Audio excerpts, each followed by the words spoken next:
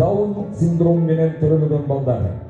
Спорт бар үчүн, футбол бар үчүн деген лозунг менен өзгөчө балдарды футбол жаатында колдоо көрсөтүү, Даун синдрому жөнүндө коомчулукка туура маалымат жайылтуу, өзгөчө балдарга көңүл буруп, аларга колдоо көрсөтүү максатында уюштурулган акция. Дос болуңуздар, колдоп кол жаап коюңуздар.